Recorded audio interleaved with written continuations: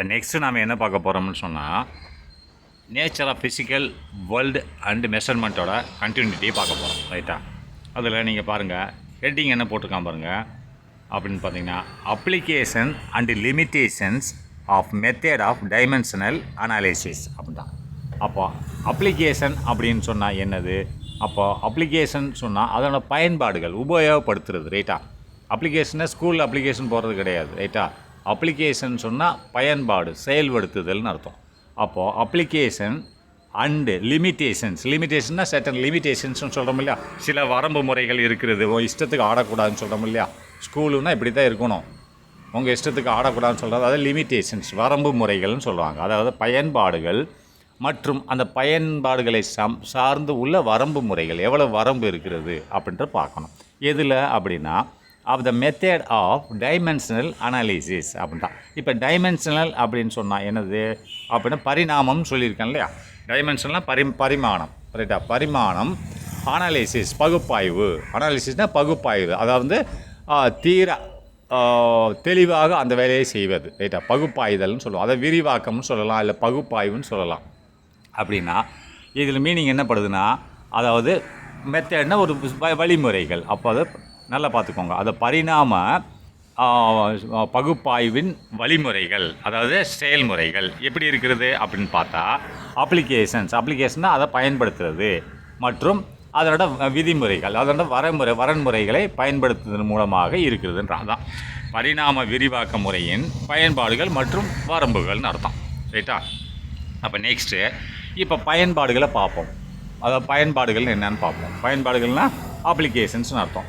To convert a physical quantity from one system of unit to another system of unit அப்படின்றான். நல்லா கவனிங்க. Unit அப்படின்னு சொன்னால் இப்போ மொத்தம் 3 இருக்குது உலகத்தில். என்ன இருக்குது? எம்கேஎஸ். அப்போ எம்னா மீட்டர், கேனா கிலோகிராம் அண்ட் எஸ்னா செகண்ட். ரைட்டா? இது வந்து எஸ்ஐ யூனிட்னு சொல்லுவாங்க. ரைட்டா? அதாவது இன்டர்நேஷ்னல் ஸ்டாண்டர்ட் யூனிட்னு சொல்லுவாங்க. அது செகண்டு இன்னொரு யூனிட் இருக்குது. என்னது? அலகு. இதெல்லாம் யூனிட்னு சொல்லுவாங்க. அது CGS, centimetre, gram and second. இதுவும் இருக்கிறது. ரைட்டா?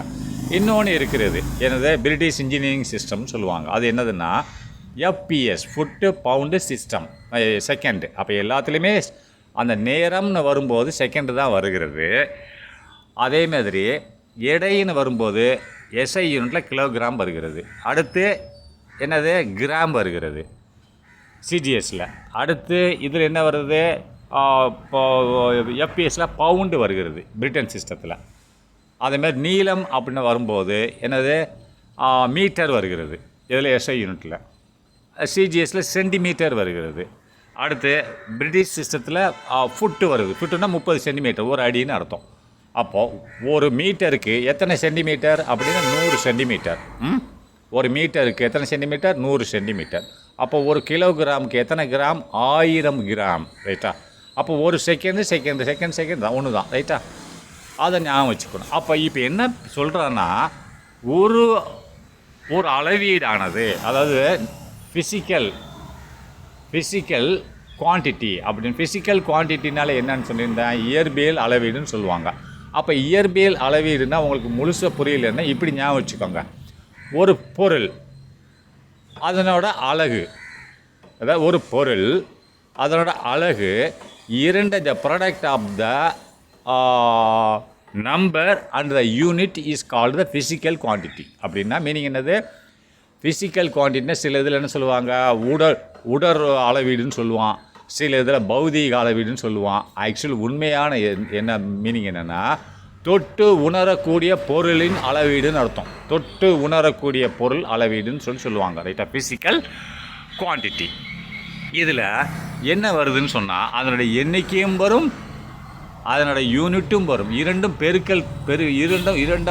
பெருக்கல் தொகை தான் ஃபிசிக்கல் குவான்டிட்டி. இப்போ உதாரணமாக சொல்கிறேன் கேளுங்களேன். 1 மீட்டர் அப்படிங்கிற. இப்போ வெறும் ஒன்றுனா அது என்னென்னு தெரியாது. தெரியுமா? ஒன்றுன்னா என்னென்னு தெரியாது. ஒன்றுனா ஒரு நம்பர், சிம்பிள் நம்பர். அது எதை குறிக்குது? எதையுமே குறிக்கலை. எதாவது குறிக்குதா? குறிக்கலை. இப்போ 1 மீட்டர்னு சொல்லிடுறேன். அப்போது 1 மீட்டர்ன்றது அலகு. ரைட்டா? ஒரு யூனிட். அப்போது மீட்டர்ன்றது 100 சென்டிமீட்டர். அப்போது இது 1 மீட்டர், அதாவது 1 × மீட்டர். அப்போது நம்பர் அந்த பொருளோட எண்ணிக்கை, அதுவும் அதனோட அலகு ரெண்டையும் பெருக்கிறியா, 1 இன்ட்டு மீட்டர், அப்போ 1 மீட்டர், 1 இன்ட்டு மீட்டர் 1 மீட்டர். அதோட குவான்டிட்டியும் பெருக்கிடுற, அதனோட யூனிட்டையும் சேர்த்து பெருக்கிடுற. அப்போ என்ன வருது, ஃபிசிக்கல் குவான்டிட்டி. இது தான் ஃபிசிக்கல் குவான்டிட்டின்னு சொல்லுவாங்க, ரைட்டா. இப்போது இதில் இந்த யூனிட் என்ன சொல்கிறான் மீனிங், நல்லா கொஸ்டின் பாரு. அவன் என்ன டெஃபினேஷன் கொடுத்துருக்கான்னு நல்லா பாரு, கொஞ்சம் டிஃபிகல்ட்டாக இருக்கும், பார்த்துக்கோங்க. To convert a physical quantity from one system of unit to another அப்படின்னா ஃபிசிக்கல் இந்த குவான்டிட்டி ஃபிசிக்கல் குவான்டிட்டி, இந்த பௌதீக குவான்டிட்டி, இயற்பியல் குவான்டிட்டி, தொட்டு உணரக்கூடிய அளவு, 2 3மே ஒன்று தான். இந்த ஃபிசிக்கல் குவான்டிட்டியை இன் ஒன் சிஸ்டம், ஒரு அமைப்பில் உள்ள, ஒரு அமைப்புன்னு என்னது, ஒரு பெரிய அமைப்பு கிடையாது, ஒரு இடத்துல இருக்கக்கூடிய அர்த்தம். ஒரு இடத்துல இருக்கக்கூடிய இந்த ஃபிசிக்கல் குவான்டிட்டின்னா பௌதீக இல்லை இயற்பியல் அளவை ஒரு யூனிட்டில் இருக்கிறது, அதை இன்னொரு யூனிட்டில் மாற்றணும் அப்படிங்கிறான். அப்போ மொத்தம் 3 யூனிட் தான் இருக்குது, எஃப்பிஎஸ், சிஜிஎஸ், எம்கேஎஸ், 3 யூனிட்டில் இருக்குது. அப்போ இந்த பொருளானது ஒரு யூனிட்டில் தான் கொடுக்கப்பட்டுள்ளது, அந்த இதை நான் இன்னொரு யூனிட்டில் மாற்றணும். அப்போ மாற்றினா அளவீடு மாறுமா, மாறாது. எது அளவு எப்படி மாறும், அளவு அப்படியே தான் இருக்கும், ரைட்டா. அது என்னன்னு பார்ப்போம். இது மீனிங் மட்டும் புரிஞ்சுக்கோங்க, கொஞ்சம் சர்டன் டிஃபிகல்ட்டிஸு. நான் இப்போ எழுதி காமிக்கிறேன் பாருங்கள். டு கன்வெர்ட்னு மாற்ற வேண்டும். எதை மாற்ற வேண்டும், எ ஃபிசிக்கல் குவான்டிட்டி, ஒரு இயற்பியல் அளவீடை மாற்ற வேண்டும். எதிலிருந்து, from one system of unit. அப்போ ஒரு அலகிலிருந்து இன்னொரு, ஒன் சிஸ்டம் ஒரு அலகிலிருந்து இன்டு அனதர். அப்போ இன்னொரு அனதர்னு என்னது, அனதர் யூனிட், சிஸ்டம் ஆஃப் யூனிட்னு அர்த்தம். நீ என்ன எழுதிக்கோ அப்படியும், டு அனதர்னு நிப்பாட்டிக்கிட்டான். நீ அதை என்ன பண்ண, அனதர் சிஸ்டம் ஆஃப் யூனிட் அப்படின்னா ஒரு அமைப்பில் உள்ள அலகிலிருந்து இன்னொரு அமைப்பில் உள்ள அலகுக்கு மாற்றுவது தான் இதனோட பொருள். அப்போ எப்படி மாற்றுறான் அப்படின்றதான் பார்ப்போம். இப்போ உதாரணமாக நான் சொல்லித்தரேன் இருங்க, அப்படியே ஞாபகம் வச்சுக்கோங்க. Based on the principles. அப்போ இந்த தத்துவத்தை அடிப்படையாக கொண்டு, பிரின்சிபிள்ஸ்னால் தத்துவம் அல்ல கொள்கை, இந்த தத்துவத்தை அடிப்படையாக கொண்டு ஃபஸ்ட்டு என்னன்றது நம்பர், அந்த பொருளோட எண்ணிக்கை, ரைட்டா. எண்ணிக்கையோ அளவோ ஏதோ ஒன்று, ரைட்டா. இப்போ கிலோகிராம்னா ஒன்றுனா அது ஒரு கிலோகிராமை குறிக்கிறது. அப்போது மீட்டர் அப்படி இந்த அளவு வந்து மீட்டராக இருந்தால் 1 இருந்ததுன்னா இந்த இடத்துல 1 மீட்டரை குறிக்கிறது, இல்லை 2 இருந்தால் 2 மீட்டரை குறிக்கிறது. அந்த அலகோட யூனிட்டோட அளவை குறிக்கிறது, ரைட்டா. யூனிட்டோட அளவை குறிக்கிறது, ரைட்டா. அப்போ என்னன்றது அளவை குறிக்கிறது, ஆனால் யூனிட்ன்றது அலகை குறிக்கிறது. யூனிட்னா அலகுன்னு என்னது, அது எவ்வளோ என்ன யூனிட்டில் இருக்கிறது, மீட்டரில் இருக்கா, செகண்டில் இருக்கா, நேரத்தை குறிக்கிறதா, அல்லது நீளத்தை குறிக்கிறதா, அல்லது எடையை குறிக்கிறதா, அல்லது வெப்பநிலையை குறிக்கிறதா, அல்லது மின்சாரத்தை குறிக்கிறதா என்பது அதனோட அலகை பொறுத்து இருக்கிறது. புரிஞ்சுதா, அதை நல்லா ஞாபகம் வச்சுக்கணும். இப்போ என் இன்ட்டு யூனிட் என்னவாக இருக்கலாம், எண்ணுக்கு பதிலாக என்னன்றது நம்பர், யூனிட்ன்றது மீட்டராக இருக்கலாம், செகண்டாக இருக்கலாம், என்ன வேணால் இருக்கலாம். இஸ் ஈக்குவல் டு கான்ஸ்டன்ட்னு சொல்லிட்டான். ஆமாம், கான்ஸ்டன்ட் தான், நிலையானது, அது மாறாது. உதாரணம் சொல்கிறேன் கேளுங்களேன். இப்போ 2 என்னன்ற இடத்துல 2 போடுறேன், இன்ட்டு யூனிட் என்னதுன்னு அந்த இடத்துல யூனிட்னா நான் நீளத்தை கவுண்ட் பண்ணுறேன், அப்போ மீட்டர்னு போட்டுறேன். இல்லை 2 கிலோகிராம் எடையை கூட வச்சுக்கோங்க, இல்லை 2 செகண்டுன்னு வச்சுக்கோங்க. 2 செகண்டாக நான் ஒரு தூரத்தை கடப்பதற்கு எனக்கு தேவைப்படும் நேரம் 2 செகண்ட். நீங்கள் என்ன கூட போட்டுக்கோங்க, நான் மீட்டர் போட்டுக்கிறேன். 2 இன்ட்டு மீட்டர். அப்போ 2 இன்ட்டு த அலகு, 2ன்றது என்னது, ஒரு நியூமெரிக், அதோட அந்த நான் என்ன செய்ய போகிறேனோ அதோட அளவு. அதே மாதிரி யூனிட்டு அதோட அலகு. நான் அந்த வேலை எதை சார்ந்து இருக்கிறது, நீளத்தை சார்ந்து இருக்கிறதா, எடையை சார்ந்து இருக்கிறதா, நேரத்தை சார்ந்து இருக்கிறதா, வெப்பநிலையை சார்ந்து இருக்கிறதா, மின்சார பாய்ச்சலை சார்ந்து இருக்கிறதா என்பது தான் பொருள். அப்போ இதை நான் பெருக்குகிறேன், பெருக்கும் போது என்னாகும், கான்ஸ்டன்ட் தான் வரும். கான்ஸ்டன்ட் என்னது, நிலையானதான் இருக்கும், மாறுமா மாறாது. இப்போ 2 போட்டுறேன் எண்ணுக்கு பதிலாக, யூனிட் அளக்க போகிறேன். அப்போ யூனிட் வந்து மீட்டர், அப்போ 2 மீட்டர். அப்போ 2 the product of the unit and numeric is constant. Product என்ன, பெருக்கல் என்னது, அந்த நான் கொடுக்கக்கூடிய நம்பரையும் quantity, the product of the quantity and the unit is constant. அது கான்ஸ்டன்ட் தான். இப்போ 2 இருக்கிறது யூனிட் மீட்டர் கொடுத்துருக்கேன், 2 மீட்டர், 2 இன்ட்டு மீட்டர் 2 மீட்டர். இது மாறுமா, மாறாது, சரியா. இட்ஸ் எ கான்ஸ்டன்ட், 2 மீட்டராக தான் இருக்கும். ஆனால் ஈக்குவல் பண்ணி பார்க்கணும். இது என்ன சிஸ்டத்தில் இருக்குது? மீட்டர்ன்றது எஸ்ஐ யூனிட்டில் எம்கே சிஸ்டத்தில் இருக்குது. மீட்டர் கிலோகிராம் அண்ட் செகண்டில் இருக்கிறது. இதை நான் சிஜிஎஸ் சிஸ்டத்துக்கு மாற்றணும். அதாவது சென்டிமீட்டர் கிராம் அண்ட் செகண்ட் அப்போ மாற்றணும்னு என்ன செய்யணும்னு பார்ப்போம். அப்போ பார்த்துக்கோங்க, அதை n into units equal to constant. அப்போ நெக்ஸ்ட் உதாரணமாக இப்போது N1 இப்போ நான் ரெண்டு சிஸ்டத்தை எடுத்துக்கிற போகிறேன், எம்கேஎஸ் அண்டு சிஜிஎஸ். ரைட்டா? ஒரு சிஸ்டத்துலேருந்து இன்னொரு சிஸ்டத்துக்கு எப்படி மாற்ற போகிறேன்னு காமிக்கிறேன். ரைட்டா? இப்போ உதாரணமாக N1 இன்ட்டு U1. இது N1ன்றது ஃபஸ்ட்டு சிஸ்டம், எம்கேஎஸ்ன்னு வச்சுக்கிறோமே. எம்கேஎஸ் சிஸ்டம், அதாவது எம்கேஎஸ் சிஸ்டத்தில் உள்ள ஒரு எண்ணிக்கை எம். அப்போ U1ன்றது நான் நீளத்தை அளக்க போகிறேன்னாப்பா. உதாரணத்துக்கு 2 மீட்டர் என்ட்டு இருக்குது. ரைட்டா? 2 மீட்டர் உள்ள நான் அளக்க போகிறேன். அது லெஃப்ட் சைடில் உள்ள Nன்றது 2, N1ன்றது. அப்போ Uன்றது மீட்டர். இது எஸ்ஐ யூனிட்டில் எம்கேஎஸ். ஆனால் ரைட்டில் உள்ளது சிஜிஎஸ். அப்போ ரெண்டுக்கும் அளவு சரியாக இருக்கான்னு பார்ப்போம். ரைட்டா? இது கான்ஸ்டன்ட், அது வேலை கரெக்ட் மாற்றினா கரெக்டாக இருக்கான்னு பார்க்கணும். இப்போ N1 2 மீட்டர் உள்ள ஒரு துணியை எடுத்துக்கிறேன். அப்போ 2 யூனிட் என்னது? மீட்டர். அப்போ 2 மீட்டர் லெஃப்ட் சைடில் இருக்குது. இது எந்த அமைப்பில் இருக்குது? எம்கேஎஸ், மீட்டர் கிலோகிராம் அண்ட் செகண்டில் இருக்குது. இஸ் ஈக்குவல் டு இப்போ N2ன்றதை நான் இது சென்டிமீட்டரில் மாற்றணும். மீட்டரை சென்டிமீட்டரில் மாற்றணும். ஏன்னா சிஜிஎஸ்க்கு கொண்டு வரப்பாரு. லெஃப்ட் சைடில் எம்கேஎஸ், ரைட் சைடில் சிஜிஎஸ். அப்போது N2ன்றது என்னது? 2 தான். முன்னாடி உள்ள 2, இங்கேருந்து 2. ஆனால் 2 ஆனது எப்படி மாறும் அப்படின்னு சொன்னால், இப்போ யூனிட் என்னது U2. இது சென்டிமீட்டர்னு மாற்றிட்டேன். ரைட்டா? இங்கே முதல்ல யூனிட் லெஃப்ட் சைடில் உள்ள யூனிட் மீட்டர். அப்போ ரைட்டில் உள்ள சென்டிமீட்டர் யூனிட் U2 நான் சென்டிமீட்டரை மாற்றிட்டேன்னு சொன்னால், இப்போ N1 என்னது? 2 மீட்டர். அப்போது இங்கே எனக்கு சென்டிமீட்டரில் மாற்றணும். அப்போ என்ன, ஒரு மீட்டருக்கு எத்தனை சென்டிமீட்டரு? 100 சென்டிமீட்டர். ரைட்டா? அப்போது 2 இன்ட்டு 100 = 200 சென்டிமீட்டர். இந்த இடத்துல N2 என்னவா? 200 ஆகும். ரைட்டா? N1 2ஆக இருக்கும்போது, அலகு மீட்டராக இருக்கும்போது, இஸ் ஈக்குவல் டு ரைட் சைடில் அலகானது சென்டிமீட்டராக மாறும்போது, அப்போது 2ன்றது 200 ஆக மாறும். 200 மீட்டர், 200 சென்டிமீட்டர். அப்போ 2 அளவு ஒன்று தானே? புரிஞ்சுதா? இருங்க, நான் எழுதி காமிக்கிறேன்.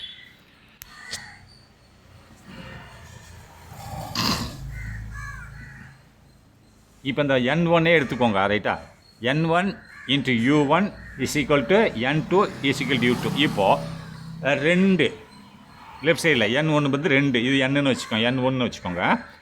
இன்ட்டு யூனிட் என்னது? நான் மீட்டர். ரைட்டா? 2 மீட்டர் போட்டுக்கிறேன். இது மொத்த பெருக்குனானது 2 மீட்டர் வரும். இஸ் ஈக்குவல் டு இப்போ 2ன்ற என்னதில் இருக்குது? மீட்டரில் இருக்குது. ரைட்டா? அப்போ எம்கே சிஸ்டத்தில் இருக்கிறது. ரைட்டா? இப்போது இதை நான் சென்டிமீட்டரில் மாற்றினா 2க்கு பதிலாக 200 போடணும். ஏன்னா ஒரு மீட்டருக்கு எத்தனை சென்டிமீட்டர்? 100 சென்டிமீட்டர். அப்போ 2 மீட்டருக்கு 200 சென்டிமீட்டர். அதுக்கடுத்து இன்ட்டு சென்டிமீட்டர். ரைட்டா? அப்போ என்ன பண்ணுவோம்? நல்லா பார்த்துக்கோங்க. இது என்ன சிஸ்டத்தில் இருக்குது? சிஜிஎஸ் சிஸ்டத்தில். சிஜிஎஸ். இது என்னத்தில் இருக்குது? எம்கேஎஸ். ரைட்டா? அப்போது லெஃப்ட் சைடில் உள்ளது என்ன யூனிட்டில் இருக்கிறது? எம்கேஎஸ் யூனிட்டில் இருக்கிறது. ரைட் சைடில் உள்ளது சிஜிஎஸ் யூனிட்டில் இருக்கிறது. ஆனால் அளவு மாறுமா? இப்போ 2 மீட்டரில் உள்ள துணியை நீ எம்கேஎஸ் சிஸ்டத்தில் அளக்கும்போது 2 மீட்டர்னு வருது. சிஜிஎஸில் அளக்கும்போது 200 சென்டிமீட்டர்னு வருது. அந்த துணியோட லென்த்து மாறி இருக்கா? மாறலை. நீ லெஃப்டில் உள்ள அளவீடை வச்சு துணி அளந்தாலும் அந்த 2 மீட்டர் தான். அதே மாதிரி ரைட்டில் உள்ள அந்த துணியை வச்சு அளந்தாலும் 200 சென்டிமீட்டர், அது 2 மீட்டர் தான். ரைட்டா? ஆனால் அளவீடு மாறி இருக்கிறது, அளவு மாறாது. இதைத்தான் இவங்க சொல்ல வர்றாங்க. புரிஞ்சுக்கிட்டீங்களா? இதை நீங்கள் புரிஞ்சுக்கிட்டா தான் பேஸு. இது அடுத்து நம்ம போக முடியும். இல்லை இது புரியலைன்னா போக முடியாது.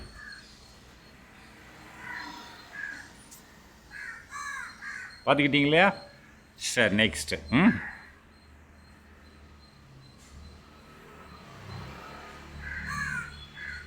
நெக்ஸ்ட் என்ன சொல்லியிருக்கான்? Suppose the physical quantity has dimension. இப்போ டைமென்ஷனுக்கு வந்துட்டான். டைமென்ஷன் என்னது? மீட்டர். அதை ப்ராக்கெட்டுக்குள்ளே போட்டுருணும். டைமென்ஷன் ஆஃப் த குவான்டிட்டி அப்படின்ட்டான். டைமென்ஷன் ஆஃப் த குவான்டிட்டின்னு என்னது? ப்ராக்கெட்டில் மீட்டர். மாஸ், மீட்டரில் மாஸு, லென்த்து அண்டு டைம் போட்டானா? அப்போ ப்ராக்கெட்டில் போட்டால் என்னது? டைமென்ஷன் அர்த்தம், பரிமாணம்னு அர்த்தம். அந்த பொருளோட பரிமாணம். ரைட்டா? அப்போ என்ன போட்டிருக்கோம்? அதாவது சப்போஸ் ஒருவேளை த ஃபிசிக்கல் குவான்டிட்டி ஹேஸ் டைமென்ஷன், அந்த இயற்பியல் அளவீடுக்கு ஒரு டைமென்ஷன் இருக்கிறதாக வைத்துக்கொள்வோம். ஒரு இயற்பியல் அளவீடுக்கு ஒரு டைமென்ஷன் அதாவது பரிமாணம் இருக்கிறதாக வைத்துக்கொண்டால், பரிமாணம் என்பது என்னது, பிராக்கெட்டுக்குள்ளே வரணும். அவன் என்ன போட்டிருக்கான் பாருங்கள், எம் டு த பவர் ஏ, அதாவது பவர், அதோட பவர் இருக்கு இல்லையா. இப்போ எம் மாஸ் எவ்வளோ மாஸ் இருக்கிறது, 1 கிலோவா 2 கிலோவானா அது பவர், அதை பவருக்கு கொடுத்துருக்கான். M to the power A, அதுக்கடுத்து L to the power B, அதுக்கடுத்து T to the power C, அது ஒரு பவர் கொடுத்துருக்கேன் தோராயமாக. இப்போ மாஸோட பவர் அப்படின்னா, இப்போ 2 பவர் 3 அப்படின்னா 2 × 2 × 2ன்னு அர்த்தம். 3 டைம் அதை மல்டிப்ளை பண்ணணும். 3 மடங்கு தான் அதை சொல்லுவாங்க, ரைட்டா. அது 3 மடங்குன்னு சொல்லுவாங்க. அப்போ ஏன்றது பவருக்கு நிர்ணயம் பண்ணலை. சப்போஸ் கொடுத்துருக்கேன், ஒரு யூனிட் கொடுத்துருக்கிறான், ரைட்டா. யூனிட்னா எம்ன்ற ஒரு அலகுக்கு ஒரு பவர், எக்ஸ்போனண்ட், பவர்னா எக்ஸ்போனண்ட்னு சொல்லுவாங்க. எக்ஸ்போனண்ட் கொடுத்துருக்கிறான். அது எக்ஸ்போனண்ட் என்னென்று பார்க்கலாம். Next system. ஏன்னா யூனிட் இல்லாமல் நீ எதுவுமே மெஷர்மெண்ட் பண்ணலை, பார்த்தீங்களா. இப்போ உதாரணத்துக்கு நீ என்ன பண்ணுற, வெலாசிட்டின்னு என்னது, டிஸ்பிளேஸ்மெண்ட் பை டைம். அப்போ டிஸ்பிளேஸ்மெண்ட் எதில் அளப்ப நீயே அப்படின்னு பார்த்தீங்கன்னு சொன்னால், உனக்கு டிஸ்பிளேஸ்மெண்ட் டைமென்ஷனில் எப்படி அளப்ப, டிஸ்பிளேஸ்மெண்ட் சிக்கல் லென்த்து தான், ஹைட்டு லென்த்து எல்லாமே லென்த்தில் தான் அளப்ப, நீளத்தை அளப்ப. எல் போட்டுற இல்லையா மேலே, டிஸ்பிளேஸ்மெண்ட் பை டைம் டி போட்டுறேன். அப்போ எல் பை டி போட்டதில் அந்த டி மேலே போனோம், டி -1 ஆயிடுது, அந்த பவர் வந்துடுதா. இங்கே டி டு த பவர் சின்னு கொடுத்துருக்கோம். அந்த சியோட வேல்யூ என்னது, -1. புரிஞ்சுதா. M to the C to the value என்னது. அப்போது எல்லோட பவர் என்னது, எல் என்னது, எம்முக்கு ஏ கொடுத்துருக்கான், எல்லுக்கு வந்து பி கொடுத்துருக்கா. L to the power P என்னது 0, ரைட்டா. எம்மும் இங்கே இல்லை, எம் டு த பவர் 0. அப்போது நல்லா பார்த்துக்கோங்க, இதில் என்ன போட்டிருக்கான்னு சொன்னால், எல் டு த பவர் 0 இல்லை, L to the power 1, positive 1, ரைட்டா. இப்போது இதே இதில் M to the power A, L to the power B, T to the power C, இதை நம்ம வெலாசிட்டிக்கு எடுத்துக்கிட்டோம்னு சொன்னால், velocity equal to displacement by time. அப்போ டிஸ்பிளேஸ்மெண்ட் என்னது, டிஸ்டன்ஸ். அப்போ எல்லுனால என்னது, எல் டு த பவர் 1ன்னு அர்த்தம், ரைட்டா. Divided by T. அப்போ T to the power 1 divide, அந்த டி டு த பவர் பேஸில் இருக்குது, மேலே போனால் டி டு த பவர் -1, ரைட்டா. அப்போது L to the power 1, T to the power -1. அப்போது எல்லுக்கு பின்னு கொடுத்துருக்கான்ல அந்த இதில், அப்போ பிக்கு பதிலாக 1 இருக்குது, டிக்கு சின்னு கொடுத்துருக்கான், சிக்கு பதிலாக -1 இருக்குது. ஆமாம், எம்முக்கு என்ன இருக்குது, எம்முக்கு ஏன்னு கொடுத்துருக்கான், ஆனால் இங்கே மாசு இல்லை, அதனால் எம் டு த பவர் 0, ரைட்டா. சிம்பிள். சரி, நெக்ஸ்ட்டு அதை தான் சொல்லு. நெக்ஸ்ட் என்ன, சிஸ்டம். இப்போ சிஸ்டம் 1 சிஸ்டம் 2 2 வச்சுருக்கேன். சிஸ்டம் 1 என்னது, M1, அதாவது L1 T1. சிஸ்டம் 1ல் நம்ம இப்படி வச்சுக்கலாம், முதல் அலகு முறை, ரைட்டா. அடுத்து 2 அலகு முறை வேணும் இல்லையா, மேலே சொன்ன மாதிரி MKS அண்ட் CGS, ரைட்டா. MKSன்றது metre, kilogram and second, CGS centimetre, gram and second. நம்ம FPS எடுக்கலை, ஏன்னா FPS வந்து உலகத்தில் அங்கீகரிக்கப்பட்ட ஒரு அளவீட்டு முறை இல்லை. அது ஒன்லி பிரிட்டிஷில் மட்டும்தான் ஃபாலோ பண்ணுறாங்க. ஃபுட், பவுண்ட் அண்டு செகண்ட் வந்து பிரிட்டிஷ் இன்ஜினியரிங் கம்பெனி தான் ஃபாலோ பண்ணுறதா தவிர உலகத்தில் வேறு எந்த நாடும் அதை ஃபாலோ பண்ணுறது கிடையாது. இந்த 2 சிஸ்டத்தை தான் ஃபாலோ பண்ணுறாங்க, MKS அண்ட் CGS, ரைட்டா. அதனால் நெக்ஸ்ட்டு சிஸ்டம் 2ல் என்ன பண்ணிக்கா, M2, L2 அண்டு T2. இப்போ பாருங்கள், 2 மேலே அளவிட்டோம்ல, N1 U1 = N2 U2ன்னு அளவிட்டோம் இல்லையா. மேலே நான் சொல்லி கொடுத்துருக்கேன், N1 U1 = N2 U2. அப்போ N1 U1 இஸ் கான்ஸ்டன்ட், மாறாது. அதேமாரி அலகு மாறினால் கூட வேல்யூ மாறாது. N1 U1 is equal to N2 U2, ரைட்டா. 2 மீட்டராக இருந்தால் என்ன, 200 சென்டிமீட்டராக இருந்தால் என்ன, அளவு ஒன்று தானே. ஒரு பொருளோட நீளம் 2 மீட்டர் என்கிறார் ஒருத்தர், இன்னொருத்தர் 200 சென்டிமீட்டர் என்கிறார். முதல் கூறியவர் வந்து MKS சிஸ்டத்தில் 2 மீட்டர்னு சொல்லிட்டார். ரெண்டாவது சொல்லியவர் 200 சென்டிமீட்டர் என்கிறார். அவர் CGS சிஸ்டத்தில் சொல்லுகிறார். 2 அளவீடு ஒன்று தான், ரைட்டா. அதைத்தான் இங்கே போட்டிருக்கான். அதே same N1C into M1 to the power A, L1 to the power B, அதேமாதிரி T1 to the power C. ஏன் ஒன்று போட்டிருக்காங்கன்னா, N1ஓட குறியீடு மாஸ் வந்து என்னது, M1 to the power A, ரைட்டா. அதேமாதிரி L1 to the power B, அதேமாதிரி T1 to the power B. இது ஒரு சிஸ்டம் அமைப்பு, இது MKSன்னு வச்சுக்கிடுவோம்.